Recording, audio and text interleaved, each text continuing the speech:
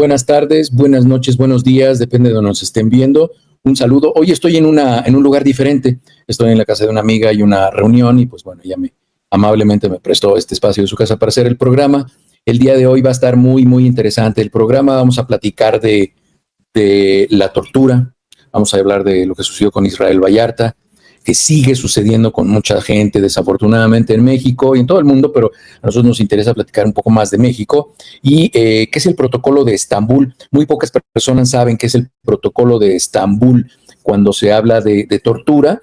Y bueno, hoy les voy a recomendar algunas lecturas, les voy a recomendar que sigan algunas lecturas, algunos libros que hay de actualidad, entre ellos el que escribió Ricardo Rafael. No tiene que ver con el tema de Israel Vallarta, pero sí tiene que ver con el tema de el sistema de procuración de justicia, que está corrompido hasta las entrañas, y vamos a platicar de todo eso el día de hoy. Vamos a hablar de por qué la tortura se utiliza como método de interrogación, método para obtener información de personas que se meten a prisiones. Hay un libro muy interesante, también lo vamos a platicar hoy. Entonces, primero vamos a saludarnos entre todos. Ya saben que somos un equipo, y aquí en el equipo está Camila, que es nuestra productora. Carmen y Caosfara están en las comunicaciones para leer el chat y hacer llegar las preguntas. Entonces, buenas tardes, un saludo a todos ustedes. Muy buenas tardes, equipo. Buenas tardes a todos, bienvenidos. Buenas tardes, bienvenidos ya a nuestro 8º programa. Pues sí. Bienvenidos todos y gracias por estar aquí con nosotros. Así es.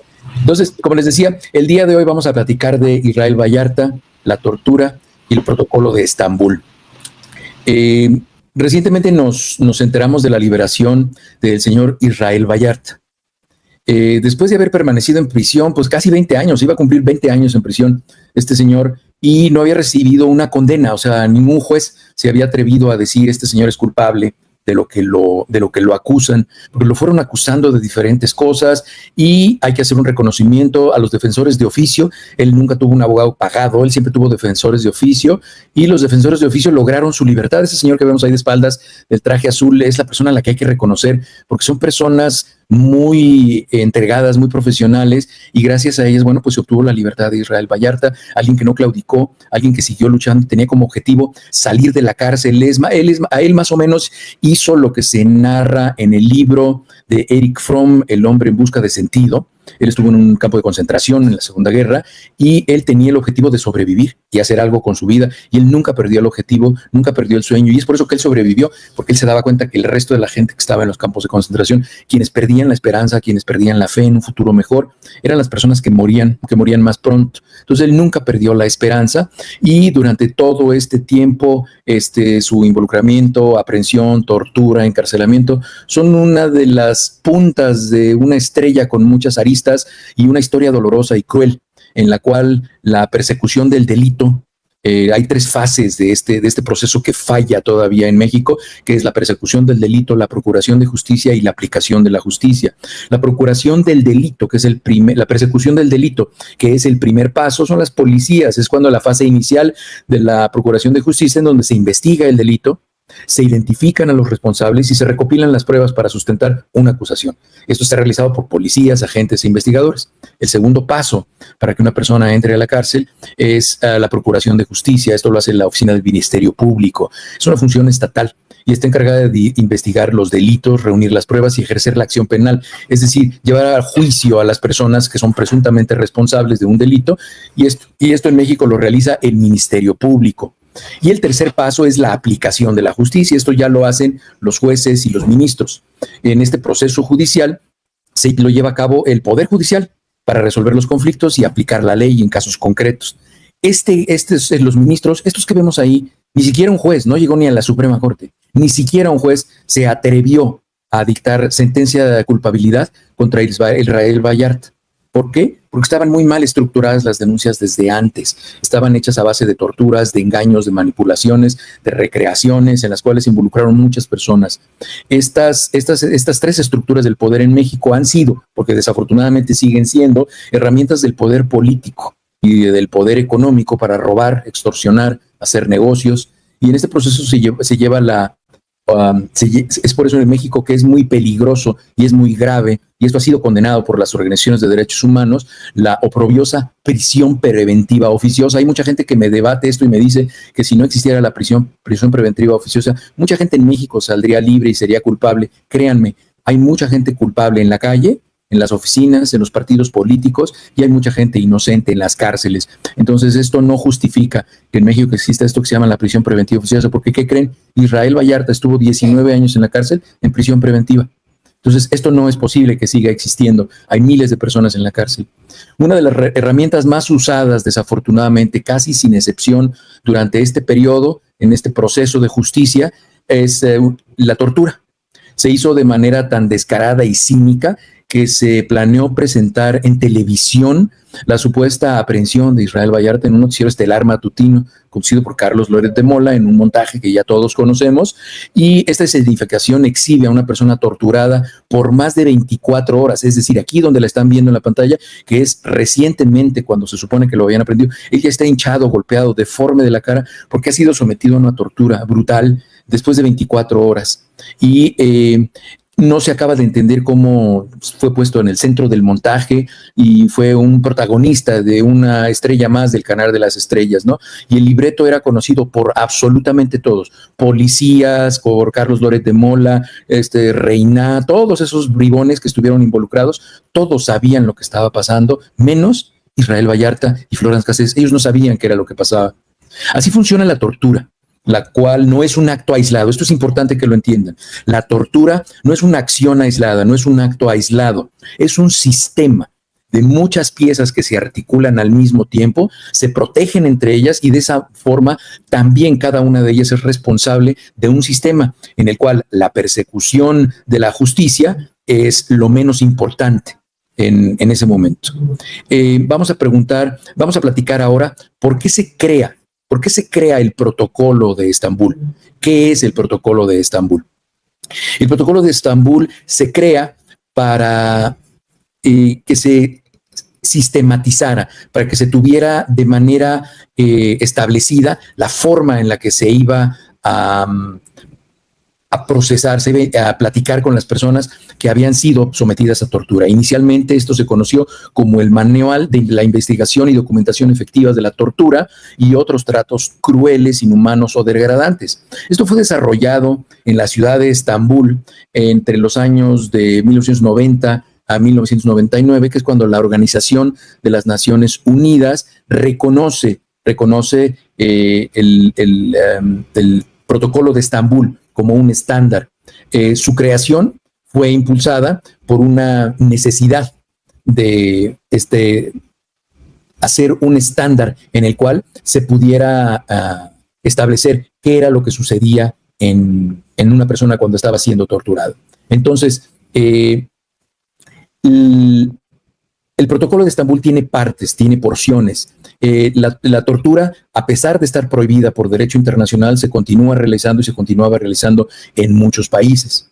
El protocolo de Estambul entonces fue creado para dar pautas claras, estándares, y es por eso que nosotros ahora vemos cómo se deben hacer los exámenes médicos para que no haya exámenes médicos superficiales, sesgados. Incluso se hacían los exámenes médicos en presencia de un militar, de un policía o de varios. Entonces, una mujer que había sido víctima de tortura, le hacían exámenes médicos sin ropa, en frente de autoridades militares o autoridades policíacas, lo cual era completamente inadecuado.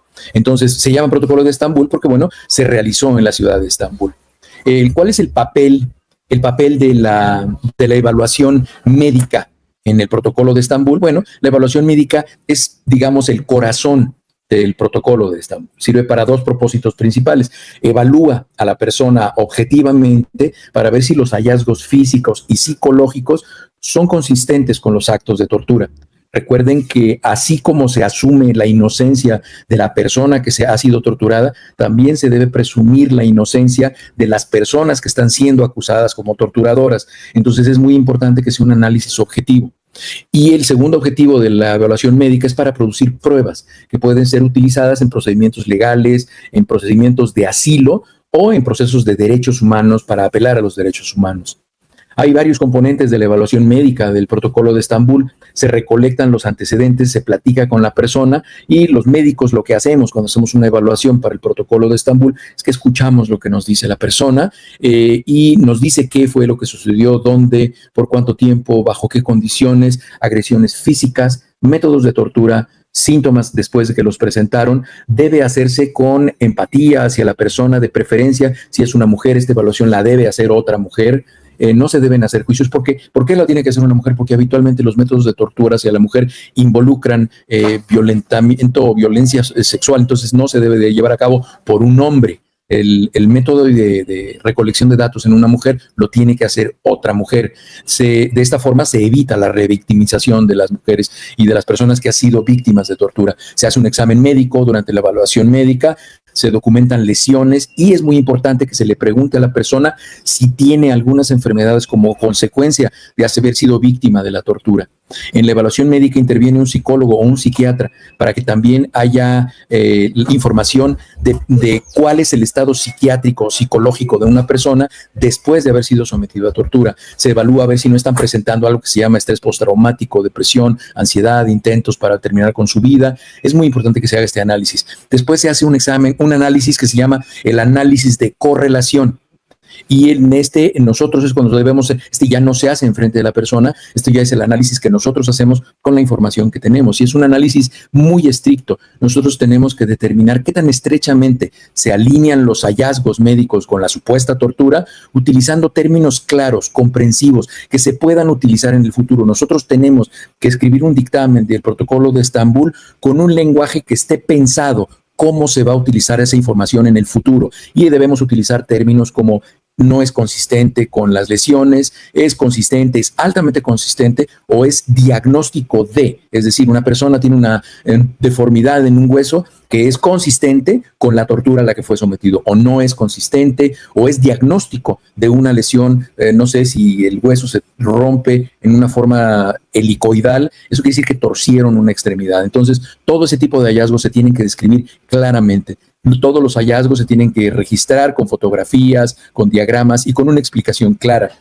Los principios de esta evaluación médica tiene que ser confidencial. La seguridad y la privacidad de la persona que fue sometida a tortura debe ser la prioridad, son primordiales. Debe de obtener un consentimiento informado. Todo acto médico debe tener un consentimiento informado. ¿Esto qué significa? Que primero, antes de aplicar el protocolo de Estambul, nos sentamos con la persona y le explicamos para qué va a servir la información, cómo la vamos a utilizar y qué puede decir o qué no puede decir. No están obligados a decir todo lo que quieran y que sepan que nosotros nunca vamos a presentar el informe del protocolo de Estambul diciendo la persona nos dijo esto y nosotros concluimos esto. No, el documento que nosotros producimos, que yo les decía, el análisis de la correlación, en ese nosotros decimos lo que pensamos. Nosotros decimos la persona presenta esto y esto es consistente con este tipo de agresiones. Ya la persona puede decir sí, esas son las agresiones que a mí me hicieron. Entonces ya hay una identificación de las lesiones posibles con la tortura que se sometió. Créanme, cuando hay tortura es muy claro verlo. Cuando ustedes le dicen a una autoridad o a una persona que está torturando que se va a practicar el protocolo de Estambul, saben que van a ser descubiertos en lo que están haciendo. Por ejemplo, en las torturas que hacían a las mujeres, estas en el caso supuesto de la desaparición del señor Wallace, cuando se hacían las torturas estaban presentes la señora Wallace, unos golpeadores contratados que tenían y eran gente pagada. Entonces, ese es un capítulo que vamos a platicar del protocolo de Estambul. Está bien que se aplique, está bien que se concluya, que salga Israel Vallarta de la cárcel, pero ¿qué se va a hacer con toda la gente que lo torturó? ¿Qué se va a hacer con toda la gente que colaboró en ese engaño? Porque todas esas personas son criminales y hay que perseguirlos, hay que hacer una persecución del delito, porque todas esas personas son criminales. Dentro de la evaluación médica nosotros tenemos un principio que es el principio de no dañar, o en latín primum non nocere. Es decir, nosotros antes que cualquier cosa tenemos que no lastimar o dañar a las personas a las cuales estamos interviniendo. ¿Cuáles son los beneficios del protocolo de Estambul? Bueno, pues que se utilicen casos legales y es una información más robusta. Hay un estándar global para entendernos en el lenguaje de una evaluación del protocolo de Estambul. Existe algo que se llama la disuasión, es decir, es la posibilidad de que haya investigaciones exhaustivas, creíbles, que puedan disuadir a los actores estatales a utilizar la tortura, sabiendo que si lo hacen, las pruebas podrían llevarse a los organismos internacionales y podría fincarse la responsabilidad, que es lo que en México todavía no existe. Hemos visto casos en los cuales por el protocolo de Estambul la gente sale libre, pero los torturadores no acaban en la cárcel. Ni siquiera los torturadores intelectuales ni los torturadores materiales. Eso es algo que todavía falta en México. Otro de los beneficios es que la atención está centrada en las personas que fueron víctimas de la agresión. Hay un protocolo de protección profesional. Las personas que hacemos evaluaciones para el protocolo de Estambul debemos de tener protección, porque aún las estructuras de autoridad no les gusta que nosotros hablemos de esto, ¿no? Si yo digo que determinado cuerpo policíaco o determinada procuraduría tiene como estrategia la tortura, obviamente van a tratar de meterse conmigo. Y eso ya ha sucedido a algunas personas que hacemos este tipo de evaluaciones. Las implicaciones que tiene la aplicación del protocolo de Estambul es que se logra tener que hay una sensibilidad política, es decir, que los políticos ya no se les ocurra tanto.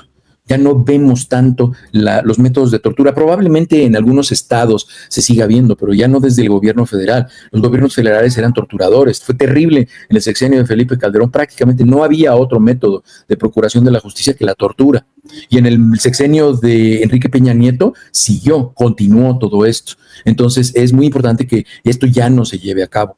Las implicaciones también son riesgos de seguridad. Las personas que lo hacemos, bueno, pues podemos estar poniendo en riesgo nuestra integridad porque no les gusta que hagamos esto. ¿Cuáles son los requisitos para que la gente pueda hacer evaluaciones del protocolo de Estambul? Se requiere una preparación minuciosa, mucho tiempo para entender. La gente tenemos que someternos a pruebas psicológicas para que no se haga de manera improvisada. Hacer un protocolo de Estambul no es algo que se hace a la ligera.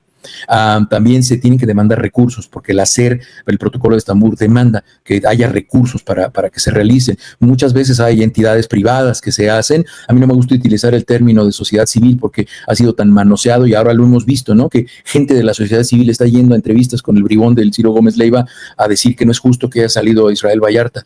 Sale una señora ahí de apellido Morera que, pues, cómo no, su hijo trabajaba con García Luna. Ella era muy amiga de García Luna, entonces obviamente esa gente sigue muy activa, sigue muy presente. Y bueno, los médicos debemos enfrentar situaciones difíciles y podemos tener dilemas éticos, pero pues tenemos que tener una preparación importante. Y el impacto a largo plazo, bueno, pues es que se pueda lograr un sistema de procuración de justicia y hacer una sociedad más justa, con mayor justicia, que realmente la gente que es culpable alcance el brazo de la ley y no que se meta a las prisiones, a los lugares, a personas que son inocentes. El protocolo de Estambul entonces fue creado para estabilizar, para cerrar esa brecha crítica entre la tortura y la evaluación médica. Se ha estructurado y se ha formado especialmente para los casos de tortura.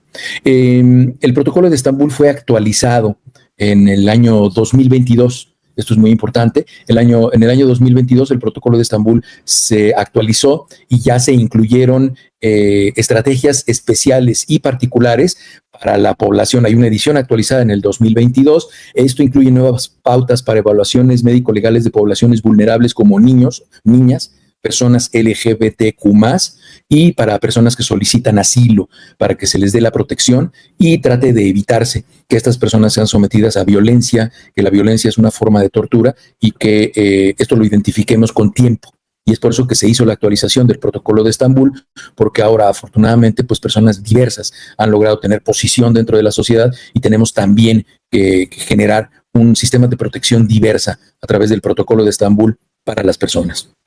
Entonces, les quería presentar, este es un libro que se llama Enhanced Interrogation, que quiere decir métodos de interrogación mejorados. Esto lo escribe, fíjense, para que vean que el doctorado no quita lo tarado, lo escribe un doctor que se llama James Mitchell, PhD. Este libro se escribió para combatir a los musulmanes que atacaban los Estados Unidos, y ya saben, y aquí vienen los métodos de interrogación y vienen descripciones de cuáles son los métodos más desarrollados y con los que se obtiene información de mejor manera. Hay libros respecto a la tortura, siguen siendo vigentes en algunos países como los Estados Unidos. Este libro se escribió, para que vean que no es tan viejo, este libro se escribió en The Penguin Random House, 2016. En 2016 se escribió este libro, cuando estaban con lo de, ¿se acuerdan? Las armas de destrucción masiva en Irak, que lo único que encontraron fue unas cantidades impresionantes de oro que se robaron y nunca nadie supo dónde quedaron. Entonces, no es y no debe ser un método de obtención de información de inteligencia policíaca la tortura. y es por eso que es muy importante la evaluación médica durante el protocolo de Estambul, porque nosotros podemos ser pieza clave para que una persona recupere su libertad después de haber sido torturada y después de haber obtenido información a través de la tortura. Y la parte más delicada de esto es que puede haber casos en los cuales la persona torturada sí es culpable del delito que se le está persiguiendo, pero por haber utilizado tortura se anula cualquier declaración que se haya obtenido a través de la tortura o del maltrato a esa persona. Entonces es también un reto para las autoridades policíacas para que desarrollen estrategias para obtener información de mejor manera. Si quiere, pasamos a las preguntas y vamos a platicar ahora con la gente. Bueno, antes de pasar a las preguntas, doctor, nada más para comentarles y recordarles a nuestros amigos aquí en el chat, hay una encuesta ahí, no sé si ya todos están participando. La intención de esta encuesta es pues que ustedes nos ayuden, nos apoyen, ¿no?, a elegir el tema de la siguiente semana. Y pues su participación es muy importante porque acuérdense, este programa es para ustedes y por ustedes, y el doctor pues está aquí nada más para responderles, ¿no? Y educarnos a todos. Entonces que participen y pues adelante con las preguntas. Carmen. Bueno, aquí no hay muchas preguntas, se felicitan por el tema, muy interesante como todos los programas. Y por aquí nos hace una pregunta, lo busco, María Florencia, que si hace daño el glifosato. ¿El glifosato? Sí se ha demostrado que el glifosato tiene algunos daños. El glifosato es una sustancia que se utiliza como para quitar plagas, para proteger los cultivos, y sí está documentado. Incluso aquí en Estados Unidos hay un producto que se sigue usando, que se sigue utilizando y que se riega en las banquetas, y es para terminar con la hierba que va creciendo. La gente no se quiere agachar y arrancar hierbas de las banquetas o de los lugares donde salen hierbas, entonces la gente sigue comprando esa sustancia para regarla en el piso. El problema es cuando se utiliza de manera masiva para los sembradíos y para los alimentos que va a consumir la gente, y aquí hay algo que se llaman class actions en los Estados Unidos, en las cuales eso no significa otra cosa más que un grupo de abogados junta una cantidad importante de personas que fueron afectadas. Yo conozco por lo menos a 2 personas que tuvieron linfoma después de haber sido expuestos al glifosato. El linfoma es un tipo de cáncer del tejido linfoide, y por haber sido expuestos al glifosato porque participaron en algunas actividades agropecuarias y eso los expuso, y entonces, bueno, pues hay una relación directa que ya se ha reconocido. Sigue siendo un producto utilizado porque, bueno, pues las compañías que lo venden son muy poderosas y tienen maneras de convencer a las autoridades sanitarias de los países que no es tan malo. Pero hay mucha gente que dice, pues si es tan malo, ¿por qué no hay estudios que lo demuestren? Y cuando una persona me dice eso, yo siempre le digo, ok, tú quieres que hagamos estudios, te pido por favor que ofrezcas a tu familia para que le hagamos estudios y la exponemos al glifosato y vemos si le causa cáncer o algún daño. Entonces hasta ahí llega la discusión, ¿no? Porque no es ético hacer estudios en las personas con algo que sabemos que potencialmente les va a causar. Me están pidiendo que haga algo como el experimento de Tuskegee, en el cual se les dejaba a las personas que progresara la sífilis para ver qué le pasaba, siendo que ya sabíamos que era lo que iba a pasar, pero bueno, las personas que utilizaron en ese estudio fueron personas de raza negra, aquí de los Estados Unidos. Entonces, sí, claro, el glifosato sí causa daños y no sabemos cuál es la dosis exacta en la que los produce, pero entre menos se use es mejor. Perfecto. Muy bien, tenemos otra pregunta. Águeda Hernández aquí nos pregunta, dice, doctor, ¿usted cree que Vallarta o casos como él, cuando salen de prisión, deben tomar terapia dado la tortura que vivió? Claro, ellos tienen algo que se llama estrés postraumático. O sea, ellos tienen estrés postraumático que tienen que seguir en tratamiento, y a mí me preocupa mucho verlo también. Yo lo he visto y lo he visto muy contento, muy alegre, muy animado. Incluso algo que le va a servir es que él va a seguir participando en el proceso de liberación de su hermano y otra persona familiar, no sé quién más, porque con base en las acusaciones que le hicieron a él, que nunca se pudieron sustentar, eso que dijo Adán Augusto, el tipo ese que la verdad es que yo no entiendo por qué sigue ahí, pero eso que dijo Adán Augusto en una conferencia matutina con el presidente López Obrador, y que también lo dijo quien fue ministra de la Suprema Corte, Olga Sánchez Cordero, que Israel Vallarta tenía otras acusaciones pendientes, es falso. No hubo. Lo que trataron de hacer es tomar personas que realmente habían sido víctimas de secuestro y se las quisieron endilgar a él, pero nunca lo reconocieron, nunca pudieron vincular. Sí existía la banda de los Zodíaco, pero la banda de los Zodíaco la manejaba García Luna. no era Israel Vallarta. Entonces, por ahí están los libros, lean los libros. Hay un libro que se llama Una historia criminal, creo que trata el caso de Vallarta, es de Volpi. Hay muchos libros, o sea, eso se documentó y se explicó, porque yo veo que hay gente que todavía sigue manejando, pues es que tenía otros casos y entonces las otras personas, ¿dónde están las otras personas? Nunca pudieron demostrarle nada, nada. Es por eso un juez que nunca le pudo demostrar culpabilidad, porque él nunca fue culpable de nada. Entonces, eso simplemente es como funciona el aparato de justicia y simplemente ahora estamos viendo toda la gente que sale queriendo justificar que Israel Vallarta se quedara adentro y que es una tragedia que haya salido, como la señora esta Morera. La señora esta Morera era una señora que no hacía nada más que estar cerca del poder y el señor García Luna le dio una chamba a su hijo y entonces pues le debía el favor y después ella hizo una organización de que la sociedad civil, que la de defensa de los derechos humanos y ella estaba pegada a García Luna todo el día. Claro, ahora lo niega, ¿verdad? Y lo negará 3 veces, pero ella estaba en todas las entrevistas, ahí estaba, en todos los eventos, ahí estaba, igual que la otra bandida, la señora esta desaparecida, Israel Miranda, o no sé cómo se llama, la Wallace, que está desaparecida, yo no creo que esté muerta. Lean el último libro de Ricardo Rafael, léanlo. Lo más probable es que su hijo viva aquí en Chicago, en los Estados Unidos. Todo eso es terrible y todo eso se obtuvo a través de un sistema corrupto, alcahuete, sucio, lleno de torturas y de injusticias. Entonces, lean esos libros, infórmense antes de opinar. Perfecto, muy bien.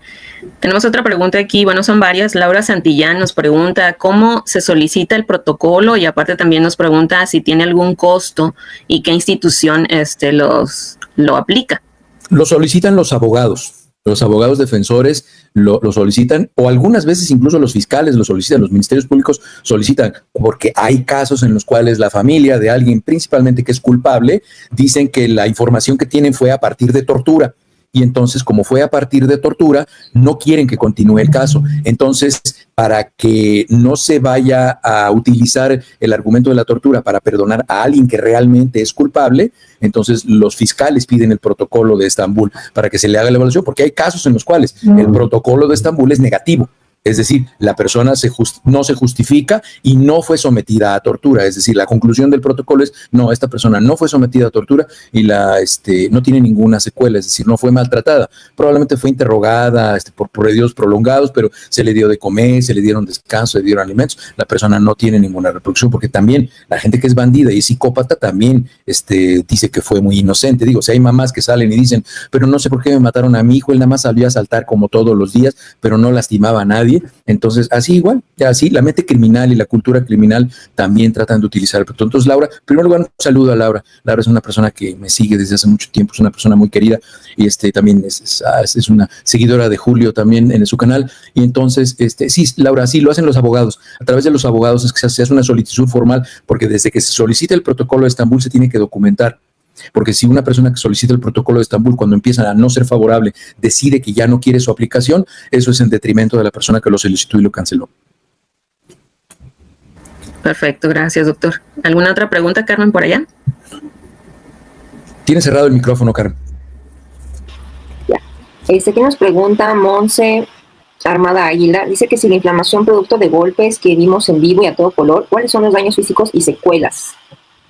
Si son golpes en la cabeza, las consecuencias pueden ser muy serias. Afortunadamente, entre comillas, Israel Vallarta era una persona joven cuando fue sometida a tortura.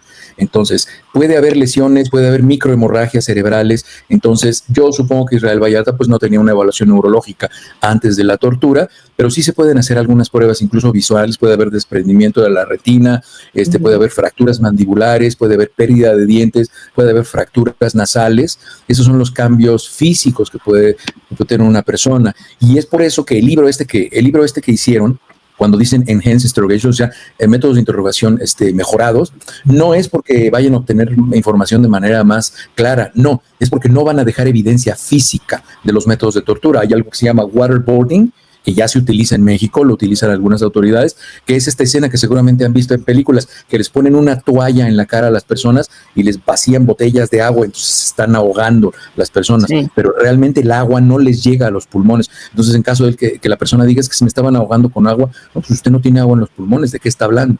Entonces, eso se llama waterboarding. Y hay otras técnicas que ni se las digo aquí porque no quiero estar dando ideas, pero hay métodos de tortura mejorados y la intención es que no quieren dejar huella, y tristemente eso, quien lo fomenta son las autoridades militares y las autoridades policíacas. Lamentable, ¿no? Muy lamentable.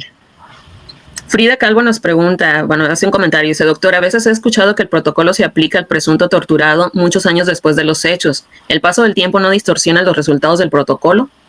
En realidad no, es por eso que es un proceso sistematizado. Fíjense que nosotros podemos hacer un protocolo de Estambul 30 años después, y la persona puede darnos evidencia. Es nosotros, entre más aplicamos el protocolo Estambul, entre más cercanos estamos a una persona al que se le practica tortura, tenemos mayor sensibilidad. Es como la sensibilidad diagnóstica de un gastroenterólogo. A un gastroenterólogo va una persona y lo ve y le dice, oiga, es que sabe que yo tengo mucha tos y la tos me empeora mucho en la noche cuando me recuesto.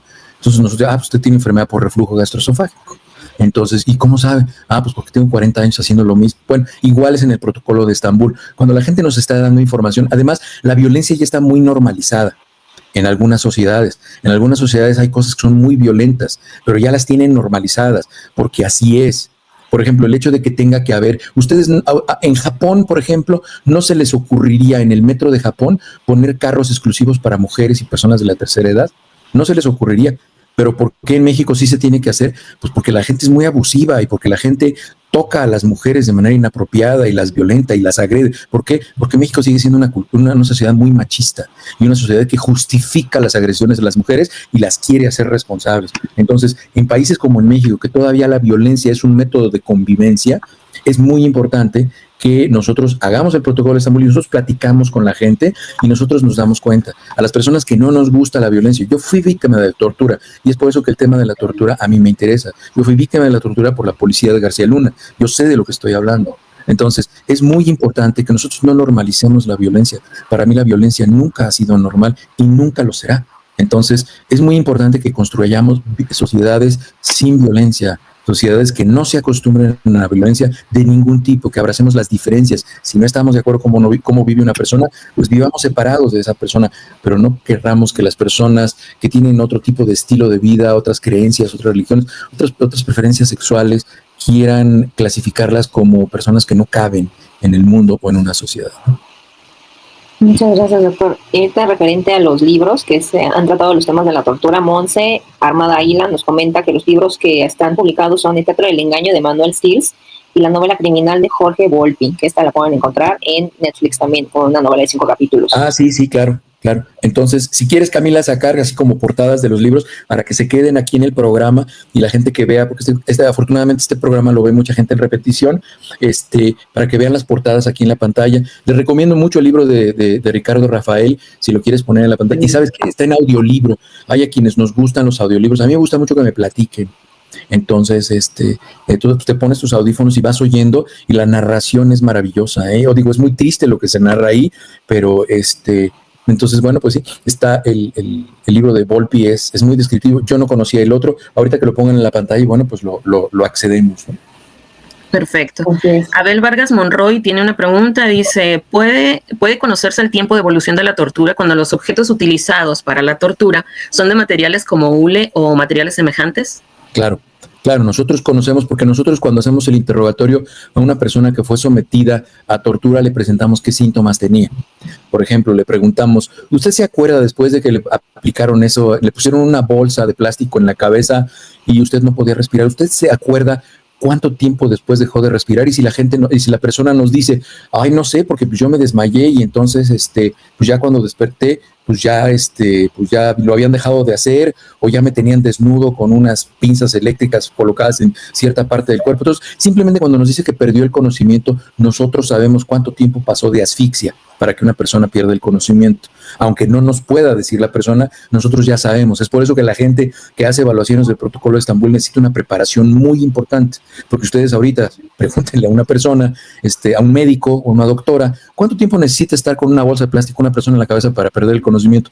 No van a saber. Porque no es un conocimiento general, porque tú no ves eso en tu consulta diaria, no necesitan saberlo, no está mal que no lo sepan, pero si tú te vas a meter a hacer evaluaciones del protocolo de Estambul, tienes que estudiar todas esas cosas terribles, ¿no? Ahí están los libros, se van a quedar ahí puestos. Claro, Emanuel Stills, claro. Híjole, Emanuel Stills, pero desmenuza el caso, cómo todo fue una falsedad y una mentira. Y en ese libro, en el Teatro del Engaño de Emanuel Stills, ella es una periodista francesa, que ahorita ya está viviendo en Europa porque está escribiendo otro libro de otros casos. Emanuel Stills, ella incluso en este libro ya habla de las otras acusaciones que hubo y cómo las construyeron y cómo quisieron meterle más información a este caso. Es extraordinario ese libro, Una disculpa, se me había olvidado, pero sí, claro, ahora que lo veo, claro. Sí, lo que pasa, bueno, a veces ya leo tantas cosas que ya ni me acuerdo. Y este libro de Jorge Volpi, bueno, pues es sensacional. Es prácticamente un almanaque. Nos narra día por día cómo las cosas fueron sucediendo a lo largo del tiempo. Es aterrador lo que narra Jorge Volpi. Claro. Este es el libro que les digo, Fabricación. Y aquí podemos ver qué tienen que ver los otros libros con ese, porque este libro del que habla, de Ricardo Rafael, el libro de Ricardo Rafael, habla del caso de la desaparición de Alberto Wallace, no habla de Israel Vallarta, pero aquí en también vemos las torturas que se hacían terribles. La señora Isabel Wallace, si realmente está muerta, está quemándose en el infierno 24 horas al día. O sea, ahí pueden leer, era una persona desalmada y si me está viendo y está viva, ojalá le vaya muy mal porque se lo merece. Hay gente que es muy afortunada porque cuando le va mal en la vida no puede voltear al cielo y decir, Dios, ¿por qué yo? Porque ya saben por qué. Claro, así es. Por aquí nos comenta Monse Armada Águila, doctor, ¿cuáles exámenes clínicos y de especialistas le recomienda a Israel Vallarta? Mira, a los pacientes que salen de prisión se les tiene que hacer una evaluación integral. Además de hacerle los exámenes de rutina para su edad, se le tiene que hacer una evaluación integral y se tiene que hacer evaluaciones de funcionamiento hepático, funcionamiento renal, de coeficiente intelectual, porque después de haber sometido tanto tiempo a tortura y después de haber estado encerrado en un lugar, Israel Vallarta es una persona que tuvo mucho apoyo, mucho soporte externo. Él nunca perdió el apoyo de su familia. A quienes les pasa desafortunadamente eso cuando están en prisión, con mayor frecuencia, es a las mujeres. A las mujeres las abandona la familia y los casos de las mujeres son lamentables porque a los hombres todavía van y los buscan, si no es la mamá, es la esposa, si no los hijos o una novia o alguien va y los busca, pero a las mujeres las abandonan porque todavía hay muchas sociedades en las cuales la mujer tiene un sentido utilitarista. Si la mujer no me va a servir, entonces no sirve.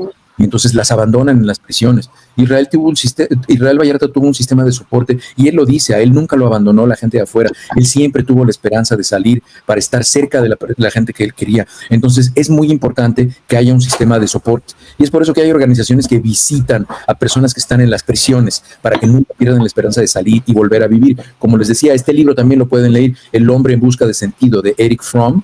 Es en donde se habla que las personas siempre debemos tener un objetivo en la vida y no abandonarlo, nunca perder la vista de nuestro objetivo para que no podamos sentir esas depresiones que sentimos, que la vida no tiene sentido. Y no necesitamos estar en la cárcel, en un campo de concentración para ello, porque a veces estamos en cárceles de vida, ¿no? En situaciones de vida que nos hacen sentir atrapados, pero cuando estamos ahí es cuando tenemos que hacer una reflexión, guardar silencio y pensar hacia dónde vamos.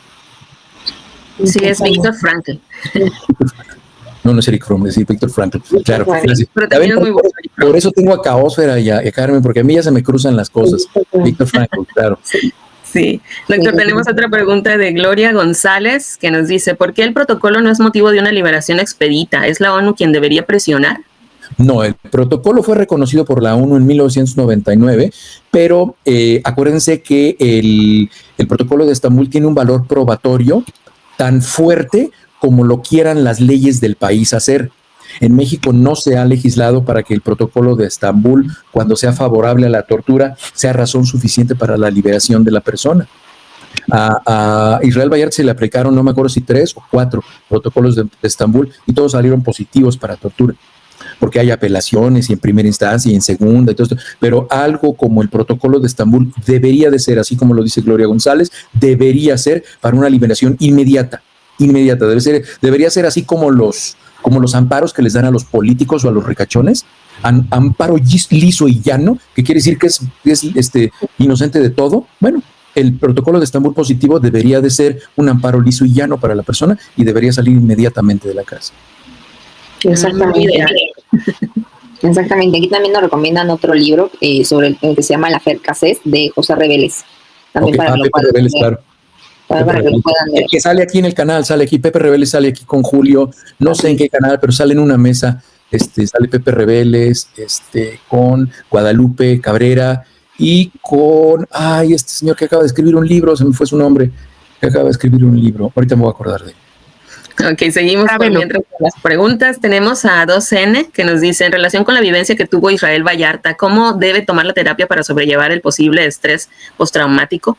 Cuando se hace una evaluación psicológica en una persona que fue víctima de violencia o víctima de tortura, lo que se tiene que establecer primero, y recuerden, esta es la parte más importante, tanto de la psicología como de la medicina, es el diagnóstico. Y ya con base en el diagnóstico, para ver qué tanto es el impacto en la salud mental y física de la persona, se establece un plan. Lo que actualmente se está haciendo es terapia conductiva o terapia breve. Es decir, no se hacen ya psicoanálisis al estilo este señor que los hacía por 20 años y entonces tú seguías en la psicoterapia del doctor ¿cómo se llama? Que fumaba y se murió por inhalar cocaína. Ay, Dios, me ando mal de la memoria ahora. El psiquiatra que es muy famoso. ¿Cómo se llama? Sigmund Freud. Él inventó el método de la psicoterapia y era terapias que llevaban 20, 30 años. Y entonces ahora ya no se hace eso. Ahora ya se hacen terapias breves o terapia conductiva. Exactamente. Por aquí nos están dando muchos unos comentarios muy interesantes sobre Viktor Frankl, que estuvo muy en contacto con Freud. Esto nos los manda. Claro. Viktor Frankl, Sigmund Freud y Erich Fromm. Erich Fromm escribió El arte de amar. Ya me acordé cuál era el libro. Andaba yo pensado. Ellos estaban muy cerca, pertenecían al mismo grupo. ¿Y saben quién estaba cerca de ese grupo? Salvador Dalí también pertenecía a ese grupo. ¿Y quién estaba? Picasso estaba en ese grupo. ¿Y saben en dónde se reunían? Se reunían en un bar que se llama Los Furgats, los 4 gatos, que está en Barcelona, en el barrio gótico de Barcelona. Por ahí yo escribí un libro en el cual un capítulo habla de eso. Por ahí lo encuentran en Amazon, se llama El largo camino, se llama, es una novela de amor, y por ahí está disponible en Amazon. Si lo quisieran leer, ahí también hay un libro que yo escribí. Yo siempre hablo de amor. Está bien. Ahí luego nos leo unos poemas, doctor. Es muy necesario. Sí, la Ósfera y Carmen ya conocen que yo escribo poemas, por ahí los tengo muchos poemas, y sí, así cerrábamos el equipazo, que era otro programa que hacíamos juntos. Siempre cerraba leyendo un poema, y si quieren poemas me escriben, y cerramos siempre este programa del Dr. Fritz Informa en Astillero, lo cerramos con un poema si quieren. Sí, yo creo que Y hablando de cerrar, no se olviden votar, porque 5 minutos antes de irnos vamos a tratar de leer los resultados para elegir el ganador del tema, y pues ya vamos a tratarlo la próxima semana. Sí. Doctor, tenemos otra pregunta aquí de Verónica Padilla. Dice, ¿cuánto ascendería la reparación del daño en el aspecto económico? Israel tiene que ser resarcido de tantos años perdidos. ¿En qué trabajará para vivir con calidad? Mire, Israel yo creo que va a llegar a un acuerdo con Netflix. Incluso él lo había dejado pendiente y así lo ha esbozado. Hay una serie que se hizo de lo que a él le sucedió a él, y con su aprobación, él lo aprobó. Entonces, yo creo que va a llegar a un acuerdo. Es que es muy importante, es muy, muy importante que se haga programas de esto. Desafortunadamente en México ahorita los presupuestos para producción cinematográfica están muy bajos, y más para proyectos que, entre comillas, le pegan al gobierno. Entonces, siempre los métodos para aportar fondos para hacer producciones cinematográficas a veces están muy vinculados a los intereses políticos, pero hay entidades internacionales como Netflix que sí pueden hacer el fondeo de proyectos como como la elaboración de un programa que realmente exhiba la complicidad de todas estas estructuras que ya les dije, tanto del aparato de justicia como incluso lo último que sucedió y lo más grave que sucedió fue en el sexenio del presidente López Obrador, que salieran Olga Sánchez Cordero y Adán Augusto a decir que había otros casos cuando ya había libros que explicaban que esos casos nunca existieron. Y eso es muy, muy grave, muy, muy grave. Y eso habla de que, como lo decía el presidente López Obrador, las malas costumbres no acaban de morir y las buenas no acaban de llegar. Entonces, eso toca a muchas personas que están involucradas en el proyecto actual de gobierno. Sí, por aquí, Jorge Becerra pregunta, doctor, ¿está de acuerdo que el caso Vallarta fue terrible por la complicidad del sistema judicial y la participación de algunos medios de comunicación? Claro, fue una fabricación para distraer la atención de un grupo de secuestradores. Mire, brevemente, me tardo 10 segundos en decírselo. Yo cuando fui secuestrado por el director de la unidad de secuestros de la Policía Federal Preventiva en Guanajuato, y ellos eran los que conducían los secuestros en México. Ellos eran los que manejaban los secuestros. Algún día ya les platicaré la historia de por qué me dejaron en libertad, pero a toda la gente la que secuestraba la Policía Federal Preventiva la mataba, porque pues no los podían dejar sobrevivir porque se daban cuenta que eran los policías. Pues sí, sería interesante que nos platicara su experiencia, doctor. Ya andan preguntando por ahí cuál fue la tortura a la que lo sometieron, entonces sí, hay que dedicarle todo un programa. De eso sí no voy a hablar, es muy doloroso. Lo que se pueda. Mejor les platico por qué me dejaron salir. Luego fue un regalo de Dios, pero es muy bonito porque tiene que ver con mi ejercicio profesional como director de un hospital. Luego lo platicamos. Perfecto. Tenemos a María Romero también que nos dice, ¿la tortura emocional qué impacto tiene en la conducta de la víctima? Por ejemplo, en Israel Vallarta, ¿él la replicaría con su pareja o familia o entorno? Ese es un riesgo. Sí, la respuesta es sí se puede reproducir. Recuerden que la gente lastimada lastima. La gente a la que le mintieron miente. La mentira es una manera de tener miedo a la realidad. La gente que miente no es porque es mala. A veces sí es mala, pues no es excluyente. Pero la mentira, el motor de la mentira siempre es el miedo. Es siempre. El motor de la mentira, desde el punto de vista psicológico, es el miedo. Y entonces, ¿el miedo a qué? El miedo a decir la verdad, el miedo a que sepan algo. Y entonces la gente elabora una realidad paralela. Entonces, sí, existe la posibilidad, María, de que él pueda empezar a ver como el trato que tenía en la cárcel, que lo vea como normal. Incluso el intercambio de conversaciones, la intolerancia para solventar conflictos, incluso el contacto físico, no solo para saludarse, sino incluso puede llegar hasta el contacto íntimo. Entonces, sí, claro, es por eso que es muy importante que la gente se someta a terapia y que no vaya a haber complacencia por parte de las personas que viven con una persona que fue víctima de tortura, porque entonces esa persona se convertiría en torturadora. Y la violencia intrafamiliar en México es algo de que aquí no pasa nada, aquí todos nos queremos mucho y ya, se callan, aquí no pasa nada. Eso es una enfermedad muy grave en la sociedad mexicana. Así es. Desafortunadamente tenemos un sistema de justicia muy corrompido, demasiado. De autoridades que están coludidas con todos los niveles de es tan triste que yo siempre lo digo con una frase, es muy triste, pero el sistema de justicia no tiene como motivación principal la justicia. Así es, desafortunadamente. Doctor, nos pregunta Gloria, dice, Gloria González, ¿quién paga las terapias y tratamientos que necesita la víctima de tortura? El Estado debe garantizar, cuando un Estado acepta el valor probatorio del Protocolo de Estambul, todo lo que se hace relacionado con el Protocolo de Estambul es un gasto que hace el Estado, lo asume el Estado. Las terapias que se lleven a cabo después y todos los tratamientos que se llevan a cabo después, si la persona se reconoce como víctima de tortura, deben correr a cargo de quien realizó la tortura. Pero pues si fueron las autoridades policíacas y de justicia, es muy difícil.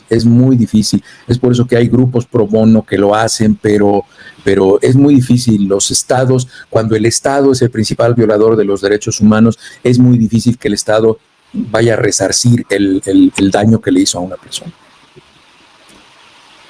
Así es. Muy bien, pues cerramos la encuesta. Vamos a ver cómo vamos en la cuestión de los votos. Ya tenemos a los ganadores, el ganador de esta semana. Perfecto.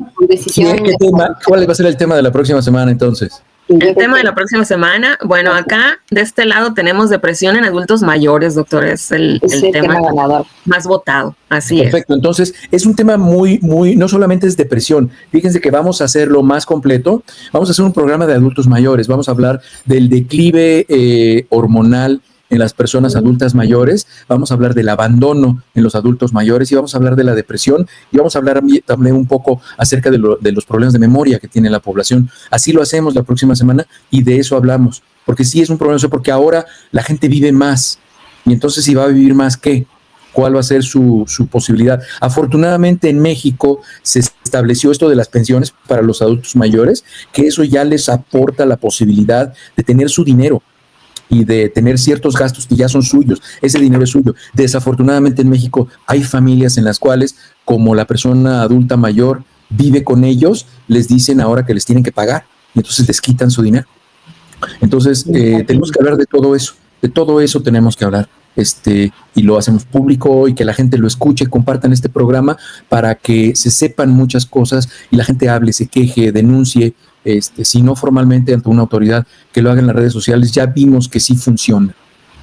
Exacto. Y pues los invitamos entonces y que inviten también a la gente interesada, que compartan los programas y pues como les decimos, si su pregunta no se leyó, pues busquen la respuesta en los programas anteriores y en desde el principio. Aquí quedan todos los videos, ¿no? Para que los vean cuantas veces sean necesarias. Exactamente. Y también están disponibles las grabaciones en las plataformas de streaming más conocidas. Así es. Para los pueden escuchar. Suscríbanse. ¿Saben dónde hago cápsulas breves del contenido? En TikTok. Suscríbanse en TikTok. Sigan, ahí pongo unas publicaciones breves muy interesantes de 1 minuto y hablo no solamente de lo que hablo aquí, hablo de otros temas de salud pública. Entonces, por ejemplo, el chiflado de Kennedy anda diciendo ahora que las vacunas ARN no funcionan, entonces, que nunca sirvieron y todo esto. Entonces, ya puse algunas publicaciones, pero bueno. Doctor, ya andan pidiendo poemas, Ya.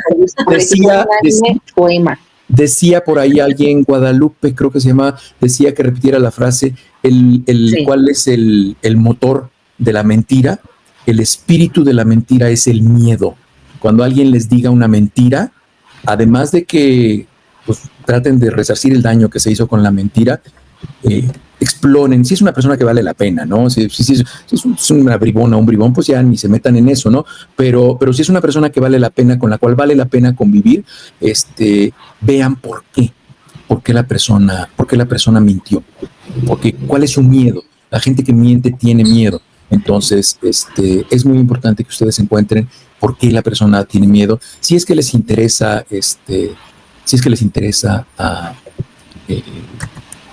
saber qué es lo que puede pasar, ¿no? Me decían que por decisión unánime ya todo el mundo queremos poema para el cierre del programa. Ya está pidiendo el poema. Okay. Muy bien. Queremos poema, doctor. Déjenme, así cerrábamos siempre los programas con el equipazo, no sé si ustedes lo recuerdan, y pues bueno, cerramos el día de hoy con un poema. Los poemas que yo escribo son poemas de amor, y entonces pues espero les guste.